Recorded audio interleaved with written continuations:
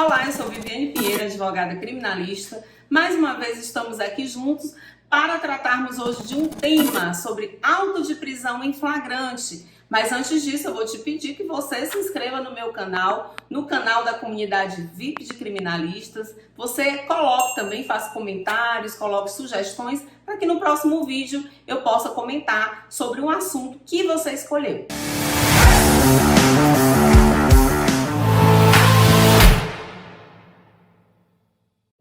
O que seria o auto de prisão em flagrante ou APF? É um documento em que existem vários procedimentos quando, em razão de uma pessoa ter sido presa em flagrante. Esse documento ele é elaborado pela autoridade policial.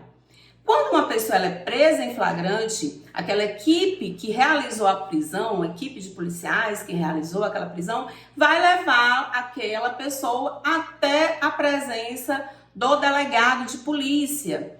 Quando ele é apresentado ao delegado de polícia, também é apresentado os objetos que vão justificar a conduta ilícita daquela pessoa que foi presa, tá? Pode ser objeto ilícito, pode ser objetos lícitos também, o que eles acharem que naquele momento da efetuação da prisão seja interessante para aquela autuação. Então, depois que ele apresenta, o delegado vai ouvir o policial condutor, quem conduziu aquele preso até o delegado de polícia. Após isso, vem as testemunhas, né? Também pode ser as testemunhas de defesa, pode ter também as outras testemunhas, que são, no caso, os outros policiais também, que exerceram outras funções naquele procedimento flagrancial. Por isso que eu falo, colega advogado, fique atento. Assim que você chegar na delegacia, que você conversar com o teu cliente, você procurar testemunhas que ajudem a soltar o teu cliente naquele momento,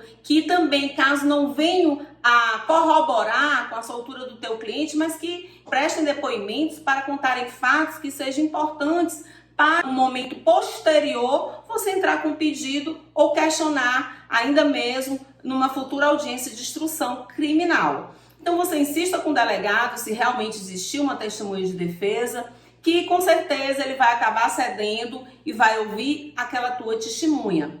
Por último, caso seja um crime em que não há vítimas, por último será feito o interrogatório policial do teu cliente. Nesse momento, quando é feito o interrogatório, você vai pedir para conversar novamente com o teu cliente para orientá-lo, seja da seguinte forma, se ele vai ficar calado, se ele vai utilizar o direito constitucional dele de ficar calado, de permanecer calado. Eu até aconselho que, se a situação do teu cliente não estiver muito boa naquele momento, você já está consciente que dali ele não vai ser solto, você pedir para que ele fique calado, para que ele não possa falar coisas além do necessário e possa prejudicar até o interrogatório dele, vindo a produzir provas contra ele mesmo, tá? Então, é melhor que o teu cliente fique calado e se manifeste somente em juízo. Outra observação que eu vou fazer para você, colega advogado, é que você veja atentamente o auto de apreensão. Porque a gente vê que no APF existe a autoria delitiva, né? Que pode ser corroborada com depoimento dos policiais que efetuaram a prisão, além da conduta do agente, e também a materialidade através do auto de apreensão.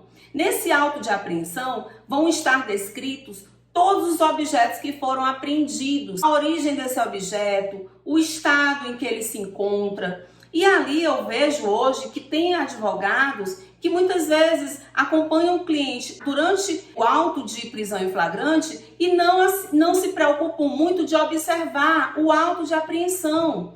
Muitas vezes, quando chega na fase de instrução, em que você vai observar que existem contradições entre o depoimento dos policiais e aquilo que realmente foi apreendido.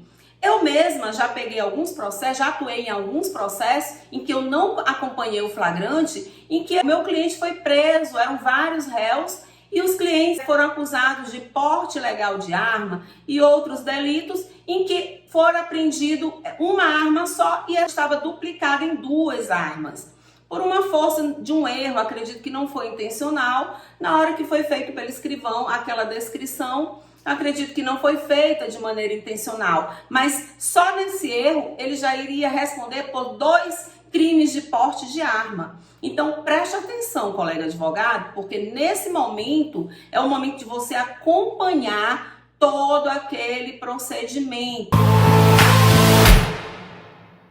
Outro exemplo, se for um crime de tráfico de drogas, você vai lá, acompanha, veja qual é a droga, veja a pesagem também da droga, se foi apreendido dinheiro, o que foi apreendido a mais, de repente foi apreendido um celular, vamos supor, que não interessa muito para aquele procedimento e você perde aquela oportunidade de pedir naquele momento a restituição daquilo que não importa para o processo ao delegado. O delegado muitas vezes faz a restituição naquele próprio momento em que está acontecendo esse procedimento flagrancial. Então é muito importante que você observe todos esses procedimentos de depoimento dos policiais, auto de apreensão, as testemunhas que vão ser ouvidas. Exija a sua presença no depoimento dos policiais.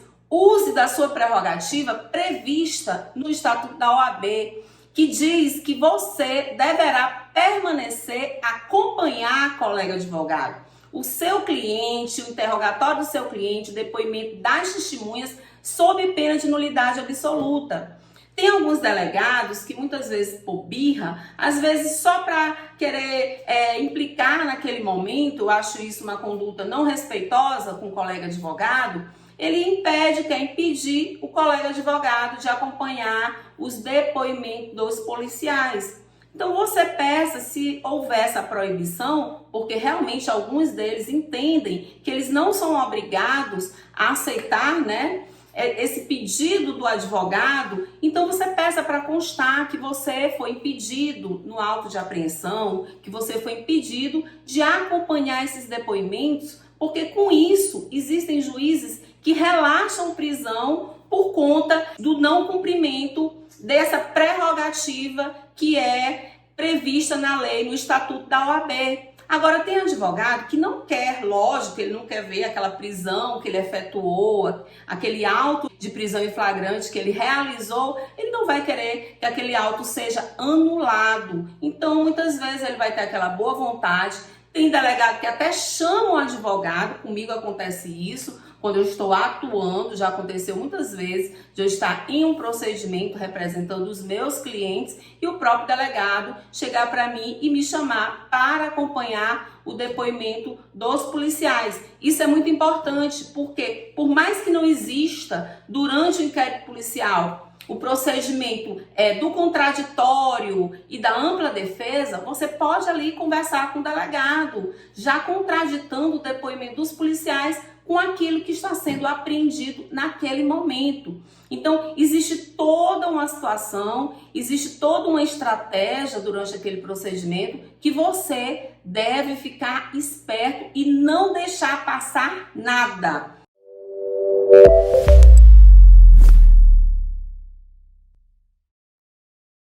A autoria vai estar comprovada em tese pela atitude do teu cliente, corroborada pelo depoimento dos policiais ali presentes e a materialidade pelo auto de apreensão.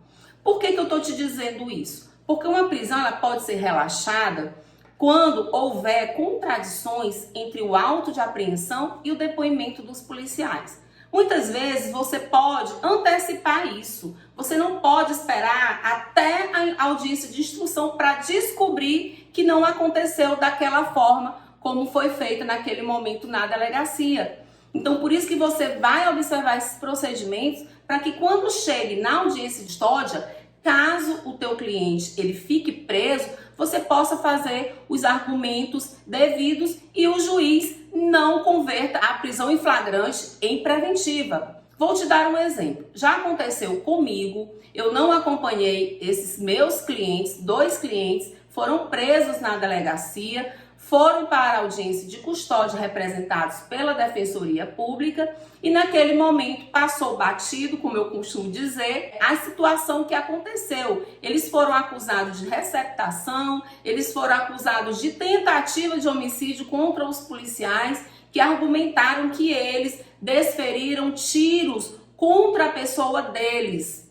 Tudo bem, foi feita a audiência de custódia, o juiz converteu a prisão em flagrante em prisão preventiva. Quando eu fui contratada e assumi a defesa dos dois acusados, eu fui primeiramente no depoimento dos policiais, auto de apreensão, e descobri o quê? Que diante dessas acusações não estavam batendo. Primeiro, porque uma das motos em que houve a acusação, gerou a acusação de receptação, era registrada em nome do pai de um deles, tá? E a segunda acusação em relação à tentativa de homicídio, eu verifiquei que na pistola em que os acusados portavam, não houve nenhum desferimento de bala. Não houve, não tinha nenhuma bala que tinha sido deferida em relação à direção dos policiais, deflagrada, ao meu ver, em direção aos policiais. Então, nisso aí eu já descobri que realmente os fatos não aconteceram como eles relataram.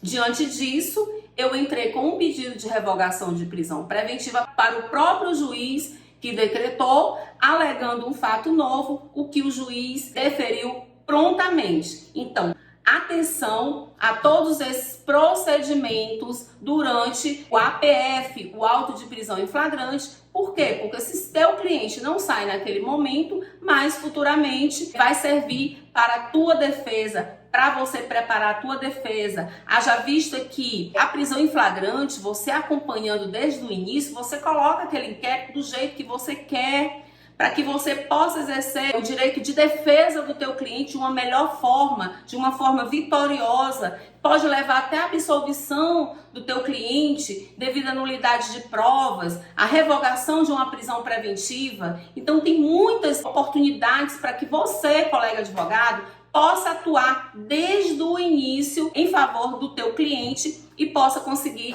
a tua vitória. Então, mais uma vez, eu agradeço a presença de vocês, se inscrevam no meu canal e até a próxima!